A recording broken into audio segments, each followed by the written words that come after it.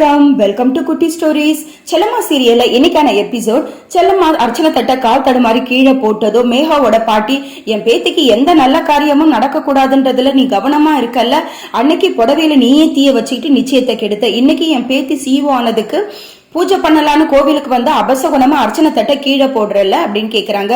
இல்லம்மா, நிஜமா கால் தடுமாறி தான் கீழே விழுந்துட்டுன்னு சொல்றாங்க செல்லம்மா. அன்னதானம் கொடுக்கற இடத்துல மகேந்திரன், சித்தி உங்களை நினைச்சா எனக்கு ரொம்ப சந்தோஷமா இருக்கு. மேகா மேல நாங்க வச்சிருக்கிற அன்பை விட நீங்க அதிகமா வச்சிருக்கீங்க, என் பொண்ணு ரொம்ப கொடுத்து வச்சோன்னு சொல்றாரு. அதுக்கு அவரோட சித்தி, என்னது மேகா உன் பொண்ணா?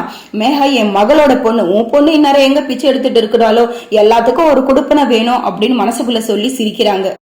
குடும்பத்தோட பிரகாரத்தை சுத்தி வர போறாரு. அன்னதான சாப்பாட்டுல பள்ளி செத்து கிடக்கிறத பார்த்து மேகாவோட பாட்டி கிட்ட சொல்றாங்க, செல்லம்மா சின்ன பள்ளி தானே, இதை சாப்பிட்டா யாரும் சாக மாட்டாங்க, இது எல்லார்கிட்டயும் சொல்லி என் பேத்திக்காக வேண்டிட்டு கொடுக்குற அன்னதானத்தை சாப்பாட்டை கெடுத்துறாத, ஓரமா போய் நில்லுன்னு சொல்லிடுறாங்க.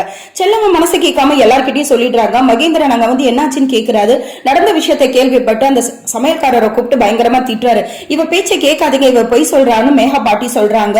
அங்க நின்றுட்டு இருக்க ஒருத்தர், ஏமா இப்படி வயசுல பெரியவங்களா இருக்கீங்க, இந்த அளவுக்கு பொய் சொல்றீங்க, நீங்க கொட்டின சாப்பாட்டுல பள்ளி செத்து கிடக்கிறத நானே பார்த்துட்டு வந்தேன் அப்படின்னு சொல்றாங்க. எல்லாரும் அவங்கள முறைக்கிறாங்க.